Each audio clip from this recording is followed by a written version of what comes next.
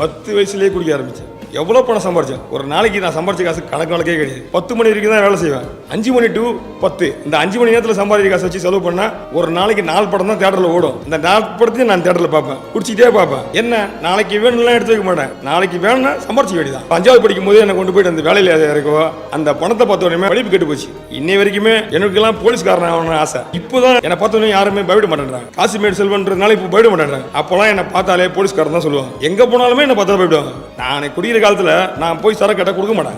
யார்கிட்ட காசு கொடுத்து தான் வாங்க சொல்லுவேன். அந்த அளவுக்கு ஆள் ஹைட்டு வெயிட் எல்லாமே கரெக்டாக இருக்கும். இந்த யூடியூப்ல ஃபேமஸ் ஆனதுக்கு அப்புறம் தான் என்ன காசிமேடு செல்வாங்க அப்படின்னு ஒரு ஃபேமஸ் ஆகி போச்சு. எக்காரணத்தை கொண்டும் குழந்தைங்களை வேலைக்கு மட்டும் அனுப்பாதீங்க. 10வது படிக்கிற பசங்க 12வது படிக்கிற பசங்க ஸ்கூல் லீவ் ஆச்சு ஒரு மாசம் வேலை செய்யிட்டு ஒரு 6 மாசம் துணி கிடைக்க வேலைக்கு அனுப்பி அதுக்கு சம்பளத்தை கையில் வேணும்னா அதுல இருந்து 2 நோட்டு உருவும். எப்படியும் அந்த செலவுக்கு வேணும்னு எடுத்துச்சுன்னு வச்சுங்களேன். அப்போ அந்த படிப்பு 2வது படிப்பு ஸ்கூல் பக்கம் போவாதுங்க. அது ரொம்ப தப்பு.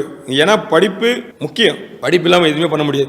இன்னைக்கு நான் வீடியோ போடுறேன்னு சொல்றீங்களா, நான் வீடியோ போடுறேன்னா எனக்கு படிச்சது கிடையாது. நான் என்னோட வீடியோ எடுத்து மட்டும் தான் எடுப்பேன்.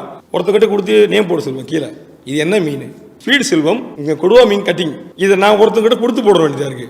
இதை கொடுத்து நான் ஒருத்தர் போட வேண்டியதாக இருக்கு. இப்பவும் நடந்துட்டு தான் இருக்கு. அது இதை யார்கிட்டயா கொடுத்து போடுறேன்னா என்ன காரணம்? படிப்பு இல்லை. அன்னைக்கு 10th +2 படிச்சு 10th படிச்சிருந்தாலே அன்னைக்கு போலீஸ் வேலை. அதையே நான் ஒழுங்காக படிச்சிருந்தேன்னா அன்னைக்கு அந்த ஸ்டேஜுக்கு போயிட்டு இருப்பேன். எல்லாமே எதுவுமே பிரயோஜனமே இல்லை. படிப்பு இருந்தால் மட்டுமே தலையெடுக்க முடியும். இல்லைனா ஒன்றுமே பண்ண முடியாது. இல்லை எனக்கு என்ன மாதிரி ஆளுக்கு யார் கிடைக்கும்?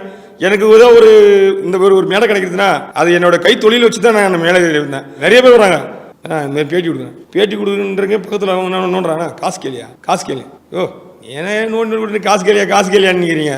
நமக்கு காசுலாம் வேணாம். இப்போ நான் ஒன்றும் இல்லை, பிகின் நோட்ஸில் பேட்டி கொடுக்க வந்திருக்கேன். என்னை கூட்டிங்க நான் வந்தேன். எதுக்காக வந்து தெரியுமா? இப்போவும் என்னோட பாப்புலாரிட்டி தான், என்னோட விளம்பரம் தான். நான் தொழில் பண்ணேன், ஒரு கடை வச்சு இல்லை, என் தொழில் தான் பண்ணுறேன்.